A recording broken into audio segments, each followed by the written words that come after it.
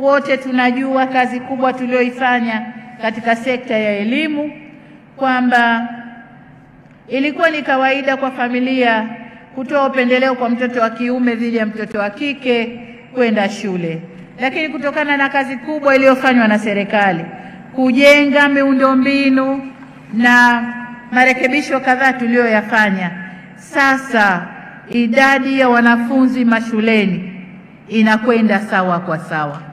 Ule usawa wa kijinsia tumekwenda kuupata.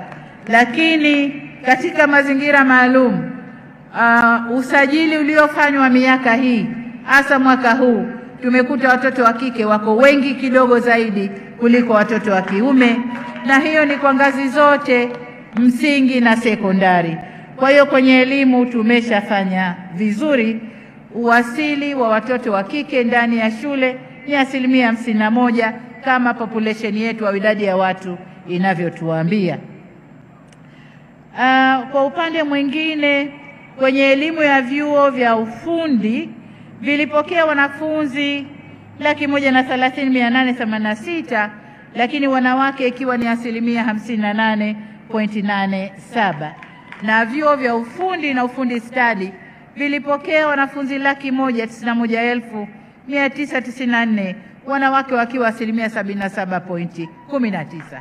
Sasa zile kazi zilizokuwa si za wanawake zinakwenda kufanywa na wote, kwa sababu vyuo hivi vinakwenda kufundisha stadi zote, na wanawake nao wanakwenda kujifunza katika stadi hizo. Na katika maonyesho tumeona TANESCO alikopita hapa, wanamama wamefunga mikanda, wako juu nguzo, wanaunga umeme. Kwa hiyo sasa usawa wa kijinsia kwenye eneo hilo limepatikana. Lakini vile vile katika ngazi ya vyuo vikuu mwaka huu 2024 kulikuwa na jumla ya wanafunzi 334,854, wanawake wakiwa 44.95, karibu 45%. Tunakwenda kwenye 50-50, na huku ndio kulikuwa kugumu sana watoto wa kike kutoboa kuingia vyuo vikuu.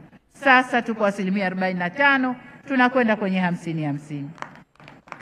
Ongezeko hili linachagizwa na uwekezaji mkubwa uliofanyika katika ngazi za shule msingi, sekondari, na pia matokeo ya uwekezaji mkubwa kwenye mikopo ya wanafunzi wa elimu ya juu, ikiwemo ongezeko la bajeti ya mikopo ya elimu ya juu, ambapo imekuwa kutoka shilingi bilioni 450 mwaka 2021, na sasa mikopo yetu kwa elimu ya juu ni bilioni 787 kwa mwaka huu tunaoendelea nao, ambapo sasa mikopo hiyo inatolewa hadi katika program za diploma kwa maeneo maalum.